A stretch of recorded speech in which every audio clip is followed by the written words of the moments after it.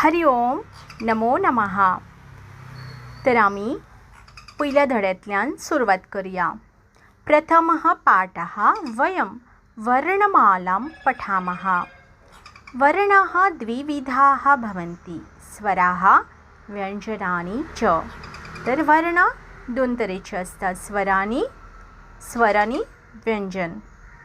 आता स्वराणाम् उच्चारणं स्वतंत्ररूपेण भवति।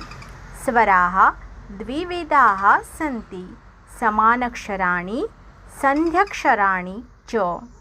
आता स्वर जे आसा ते स्वतंत्र रूपेण असता, ते तांकां कोणाचो आधार घेवचो पडना, ते स्वतंत्र आमी म्हणपाक शकता। आता हे स्वर दोन भाशेचे असता, समानक्षर आणि संध्यक्षर। तर पयलीं आसा समानक्षर आणि वर्णमालायाम् आदौ ये सामान्याः स्वराः सन्ति ते समानाक्षर स्वराः भवन्ति। आता ह्या तक्त्यान दिल्ले आसा ह्रस्व आणि दीर्घः। ह्रस्वः अ इ उ ऋ ऋ, दीर्घः आ इ उ ऋ। ताच्या फुडें आसा संध्यक्षराणि। द्वयोः निश्चितस्वरयोः सन्धिद्वारा ये नवीनाः स्वरवर्णाः जायन्ते ते संध्यक्षर स्वराः भवन्ति। आता संध्यक्षर कशी जाता, दोन स्वरां मेळटा आणि नवे वर्ण जाता, जशे की अ अधिकम इ, ए, अ अधिकम उ, ओ, अ अधिकम ए, ऐ, अ अधिकम ओ, औ। खूप सोपे आसा।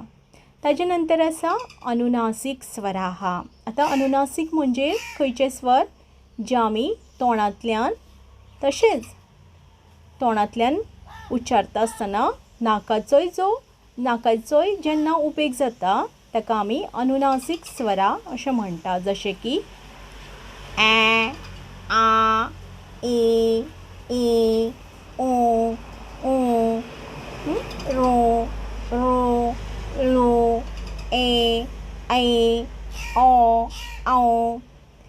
मुखेन सह नासिकाया अपि उच्चारिताः स्वराः अनुनासिक स्वराः भवन्ति। म्हणजे तोंडाच्या बरोबरच आमी नाकान जेन्ना उच्चारता तांकां अनुनासिक स्वरा अशें म्हणटा।